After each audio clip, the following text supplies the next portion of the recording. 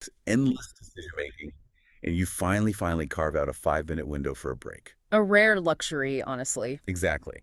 So you sit down to your kitchen table or, maybe your desk with a fresh, steaming cup of tea or coffee, and you let out this big sigh, thinking you are finally getting a moment of rest. But let me guess, that's not what actually happens. Not even close. Before the mug even touches your lips, your free hand has automatically reached into your pocket. Yep, the phone comes out. The phone comes out, you are scrolling through your feed, or maybe you're mentally rehearsing what you need to say in your next meeting, or I don't know, replaying some minor irritating argument you had with a coworker like 3 days ago. It's the modern paradox, isn't it? I Yeah. mean, we crave rest. We actively complain about not having enough of it to anyone who will listen. But the moment a vacuum of time actually opens up, We just fill it. we immediately fill it with noise. It's like we are fundamentally terrified of empty space. Yeah, and the irony here is that our rest ends up being completely exhausting. I mean, we might be physically sitting in a chair, but mentally, we are sprinting a marathon. Which completely defeats the purpose of the break. Exactly. And that is the core issue we are tackling today. We're looking at a pretty fascinating excerpt from a text called The Sacred Alchemy of Stillness. It's a fantastic source, really practical. It really is. Specifically, we're going to explore a practice it outlines called the solo silent tea reflection. And the mission for this deep dive is to see how transforming just one incredibly ordinary daily habit, drinking a warm beverage, can reveal some, honestly, pretty uncomfortable truths about your internal state. Uncomfortable, but necessary. Right. And more importantly, how it might offer a way out of the sheer exhaustion of our constant mental multitasking. It's a really compelling piece of source material because, it strips away all the esoteric philosophy of mindfulness. It anchors the whole concept to a tangible object that most of us already hold in our hands every single day. Which makes it so much more approachable. Exactly. The underlying argument here is that the way we approach a simple cup of tea is essentially a microcosm of the way we approach our entire lives. Okay, let's unpack this because that observation frankly feels a bit like a personal attack when you first read it. Oh, totally. It calls you out. It really does. The text lists all the things we do while drinking tea. Checking emails, planning, scrolling, listening to audiobooks, talking. And it got me thinking about a way to visualize this for you. Let's hear it. So, trying to rest while doing all of those things is exactly like trying to recharge your smartphone while leaving, like 10 heavy battery draining apps running in the background. Oh, that's a great way to put it. Right. Like your screen is playing a 4K video, the GPS is actively tracking your location, you're downloading some massive software update, but because you have the phone plugged into the wall, you think, great, it's resting. Meanwhile, the battery percentage is actually dropping. Yes, you are losing energy while allegedly recharging. That analogy perfectly captures the neurological reality of our fast-moving world. I mean, we live in an environment that heavily conditions us to consume the moment rather than just, exist within it. Consume the moment. I like that phrasing. Yeah, time is treated exclusively as a resource that must be maximized. So if your brain registers that you are simply sitting and drinking a liquid, it triggers this subtle alarm. Like a productivity panic. Precisely. It tells you that you are wasting time, that you are being inefficient. So, to soothe that alarm, we just layer consumption on top of the physical experience. We stack our activities to justify taking the break in the first place. I mean, it's never enough to just drink the tea. The tea has to be the background accessory to something productive. Even if that productivity is just like passively consuming content. Exactly. And that layered consumption is what this solo silent tea reflection is designed to disrupt, right? Yeah, it acts as a circuit breaker. And what's fascinating here is that the goal isn't really about savoring the flavor of a beverage. I mean, though that does happen naturally. Sure, it's a nice side effect. Right. But the text argues that this specific exercise slows down mental velocity, it reduces that underlying sense of internal rushing, and it cultivates real emotional presence. By taking something totally boring and focusing on it. Essentially, yes. It's about taking an action that your brain has already categorized as mundane and deliberately turning it into a focal point of undistracted awareness. Okay, I see the appeal of the theory, hmm but I have to admit, when I first read through the method, my immediate thought was, who actually has the time for this? A lot of people have that exact reaction. Because the source text lays out a very deliberate preparation phase, right? Long before you even take a sip, you have to physically alter your environment. Step one is crucial. Yeah, you have to choose a quiet space, take the phone completely out of sight, Not just face down on the table, but literally gone from the room. Yeah. And then you prepare the drink with absolute singular focus. Whether it's tea, coffee, or even just warm water. Right. And the strict rule is zero multitasking during the preparation. No podcasts in the background, no checking the news. Because the physical environment always dictates the internal environment to some degree, removing the phone from the room isn't just about avoiding the ping of a notification. It's deeper than that. Much deeper. It's about removing the psychological escape hatch. If the phone is even visible on the table, a portion of your cognitive bandwidth is constantly monitoring it. It's, anticipating the next dopamine hit. Okay, I get hiding the phone. But the text then asks you to hyperfixate on the preparation itself. It tells you to notice the steam rising, the specific aroma, the temperature of the mug against your skin, the exact sound of the water pouring. All in the sensory details. Yeah, and I have to push back on this a little just to play devil's advocate. For someone with a highly demanding life, right, a stressful job, kids running around yelling, is standing in the kitchen intently listening to water pouring actually going to alter the trajectory of their day? You think it sounds a bit frivolous? I just wonder if it's adding an unnecessary 10 minutes to a morning routine that already feels like a race against the clock. Well, it's a fair skepticism, but what's fascinating here is that the text isn't asking you to appreciate the water pouring just for the sake of, poetry or aesthetics. There is a very real neurological mechanism at play here. Okay, tell me about the neuroscience. So, when you are rushing through your morning routine, your brain is operating primarily in what's called the default mode network, or DMN. EMN, got it. And this is the brain network responsible for mind wandering, ruminating on the past, and anxiously anticipating the future. The commute, the unread emails, the errands you have to run. Basically the anxiety engine. Exactly. When the DMN is hyperactive, your nervous system is essentially primed for a low-grade threat response. So you're mentally fighting battles that haven't even happened yet, and your body feels it. Precisely. Now, by forcing your attention onto highly specific real-time sensory details, like the thermal heat of the ceramic or the specific pitch of the pouring water, you are actively engaging a different part of the brain. Which is what? The task positive network, or TPN. And here's the key. The brain generally cannot operate the DMN and the TPN simultaneously. Wait, really? It's an either-or situation. For the most part, yes, they are mutually exclusive. So by forcing your focus onto the physical present, you are literally pulling the plug on the brain's rumination engine. Wow. Okay, that makes a lot of sense. You are sending a physiological signal to your nervous system that you are safe, that you are not currently under threat, and that you can finally downregulate. So by focusing on the steam and the heat, you're essentially providing hard evidence to your amygdala that you aren't being chased by a tiger, you're just making Lipton in your kitchen. That is the exact biological function of mindfulness, yes. And setting up that safety is what prepares you for the most challenging phase of the practice. Right, because the text explicitly warns against immediately drinking once the beverage is prepared, which feels very counterintuitive. It requires a deliberate pause. Yeah, you sit down, you place the cup in your hands, you take a slow breath, and you just observe the silence around you. And then you were supposed to ask yourself a rather confronting question. What is happening inside me right now? Yes, which, I'll be honest, feels like a massive, heavy question to drop on yourself at 7 a.m. on a Tuesday. It is entirely disruptive. But think about it. We are deeply conditioned by the stimulus response loop. You feel a craving, you make the tea, you immediately consume the tea. It's totally automatic. Right. So by inserting a wedge of time between the preparation and the consumption, you break that automatic behavioral chain. You shift your role from an unconscious reactor to an active observer of your own impulses. You're kind of building a fence around this tiny window of your day. You're essentially saying to yourself, I am not on autopilot right now. Exactly. But here is where the text gets really into the weeds of human psychology. Because we've achieved the physical stillness, right? You're sitting there, breathing, holding the mug. Yeah. But as the source points out, the physical part is actually the easy part. Oh, absolutely. The body is easy to stop. The mind is not. Right. The silence itself is where the friction happens. Because you are transitioning from external action to internal observation. And it suggests doing this by taking incredibly small sips, just pausing for several seconds between each one and noticing everything, the taste, your breathing, and your thoughts. Here's where it gets really interesting for most people who try this. Yeah, because when I tried this, I found an analogy that I think explains the experience perfectly.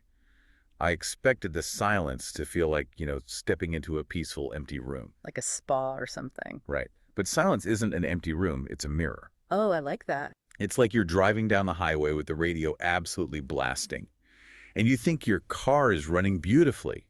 But the second you turn that radio off, you realize the engine is rattling, the transmission is grinding, and there's like a weird clicking sound in the dashboard. That is painfully accurate. When you turn off the podcasts and the scrolling, you suddenly hear the mechanical rattling of your own mind. The engine rattling is a brilliant way to describe the psychological concept of inner movement.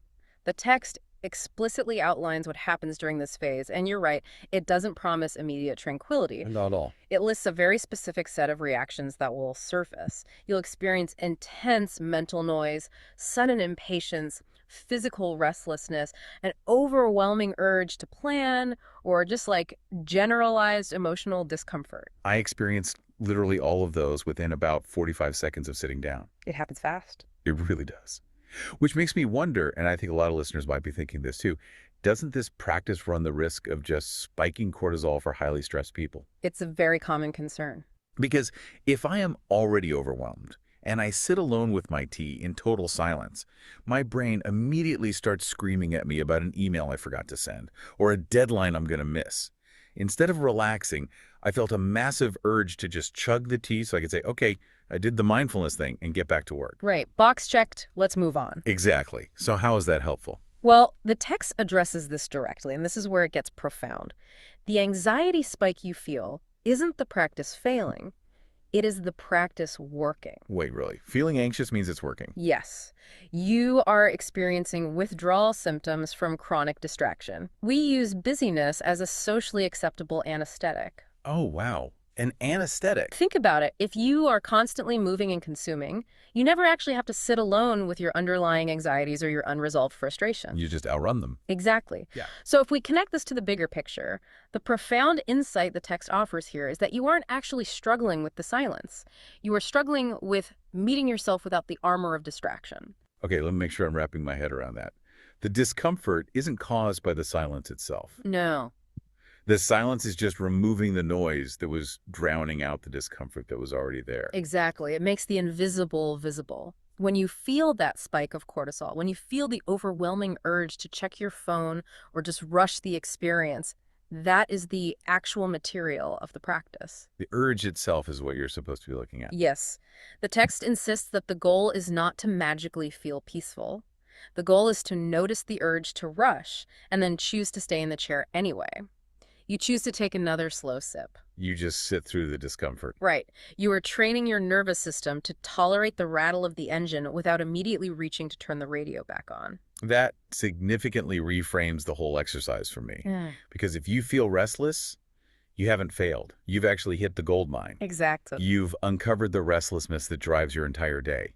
You were just too distracted to notice it before. You are learning how to be present without escaping yourself. And this naturally leads into how we integrate this experience. Because eventually, the cup is empty. The tea is gone. Right. But the source material emphasizes that the practice does not end with the final sip. Right. There's a whole post-practice reflection phase. Yeah. The text suggests grabbing a journal or even just sitting for another minute and asking yourself some targeted questions. Which are crucial for integration. Yeah, questions like, was I able to stay present? What specific thoughts kept trying to hijack my attention? Did the silence feel safe or did it feel threatening? That safety question is a big one. It really is. But the part that really caught my attention was a section called Deep Reflection. It poses questions that I think everyone listening right now should seriously ask themselves today. Let's hear them. So, why do you actively avoid slowness? What are you constantly mentally chasing? And my personal favorite. When did simple moments stop feeling like they were enough? That last question cuts to the absolute core of modern dissatisfaction. I mean, we have been conditioned by a pervasive hustle culture to believe that a meaningful life must be a full life. But we define full the wrong way. Exactly. We have fundamentally conflated full with cluttered. We are basically programmed to believe that an ordinary low-stimulus moment like sitting by a window with a warm drink is insufficient, unless it is optimized, monetized, or, documented for an audience. We feel guilty. I know I do. Yeah. If I'm just sitting there, I have this nagging voice in my head saying, I'm not hustling, I'm not self-optimizing, I'm falling behind. It's the productivity trap. We have rigged our own dopamine systems to reject peace because peace just doesn't feel productive. Which is why the text argues that cultivating this quiet presence is actually the highest form of self-improvement, because it rebuilds your baseline capacity to experience reality. Instead of just managing reality. Right. And what's cool is the source text doesn't stop at just a standard morning routine. It pushes the boundaries of this concept with a series of advanced variations. Yeah, the advanced applications were wild to read. It asks how our physical environment and our emotional state alter our capacity for presence. It suggests doing this silent tea practice in highly specific scenarios, like during a sunrise or while watching rainfall. But the one that really stood out to me was doing it immediately after a moment of intense emotional overwhelm, That is a very challenging variation. or right before you start a highly stressful workday. I mean, doing a silent reflection right after you've had a massive argument with someone or just received bad news sounds incredibly difficult. It is difficult, but it creates a vital distinction between reactivity and responsiveness. Okay, unpack that difference for me. Consider your default reaction to an emotionally overwhelming moment. A surge of anxiety, a frustrating conflict. Most people will immediately vent to a friend, or they try to distract themselves with a screen, or they just spiral into obsessive overthinking. Guilty on all counts. We all do it. But if instead you interject this physical ritual, you mindfully boil the water, you sit down in silence, you force the slow sips, you are building a psychological container for that intense emotion. So you're giving the emotion a place to go that isn't just an immediate knee-jerk reaction. Exactly. You are allowing yourself to feel the physiological wave of the overwhelm without being entirely consumed by it. You observe the emotion rather than becoming the emotion. That is so powerful. And applying that same logic right before you start working makes so much sense too. I mean, how many times do we slide into our desk chairs already frantic? Most mornings, for a lot of people. Right. Already feeling like we're behind schedule, Yeah. and we just let the inbox dictate our mood for the next 8 hours. Mm. But if you insert this practice right before you open the laptop, you are creating a buffer. You're taking control. You are deciding the emotional state you will bring to your work rather than letting the work forcefully yank you into a state of panic. It's all about reclaiming your agency. And doing it during a sunrise or during rainfall, as the text suggests, serves a slightly different but equally important purpose. How so? It actively recalibrates your dopamine receptors. You are training your brain to find deep satisfaction in the subtle, quiet occurrences of nature rather than constantly requiring high-intensity, high-speed digital input just to feel a baseline level of engagement with the world. That makes total sense. You aren't taking a photo of the rain for social media. You aren't checking the weather app to see how long the rain will last. You are just letting the rain exist and letting yourself exist alongside it. It's pure presence. Which I think perfectly sets up the final insight the source material leaves us with. It's a bit of a twist, honestly, but the text states incredibly clearly. The tea was never the actual practice. Not at all. The tea is merely a prop. A prop. Yeah, it is a tangible anchor. It's basically an excuse you give your analytical mind to stop running for 10 minutes. The actual practice, according to the text, is slowing down your physical body, quieting your environment, and sustaining your presence long enough to realize something profound. And that realization is everything. Right. It's the realization that peace, real sustainable peace, is often hidden inside the very ordinary mundane moments that we aggressively rush past every single day. We expend massive amounts of energy and money searching for peace. We look for it on tropical vacations, in career achievements, and the next major life milestone. Always waiting for the next thing. Exactly. But the profound reminder of this text is that peace is readily available on a random Tuesday morning, sitting at your kitchen table with a ceramic mug, if you are simply brave enough to show up for it without your distractions. You just have to be willing to sit with the rattling engine of your own mind until it finally settles. That's the real work. Well, we want to thank you, the listener, for joining us on this deep dive today. We know your time is valuable, and we appreciate you taking a moment to unpack this with us. Hopefully, the next time you put the kettle on or start the coffee maker, you might approach that 5-minute window just a little bit differently. The opportunity for stillness is an invitation that is always waiting for you. You only have to accept it. Beautifully said. And before we go, I want to leave you with one final thought to mull over, extending beyond just your morning beverage. think back to that image we started with you. Sitting down to rest, but immediately reaching for a screen to escape the quiet. The modern reflex. Right. So if a single silent cup of tea can reveal so much about the internal noise and anxiety you are constantly running from, what other entirely mundane daily routines are secretly holding up a mirror to your inner life? There are so many of them. Think about washing your hands or folding a pile of laundry or just sitting in your car waiting at a long red light. Are these just annoyances delaying your day, or are they quiet invitations, just waiting for you to be present enough to actually look at yourself? Think about it. We'll catch you on the next deep dive.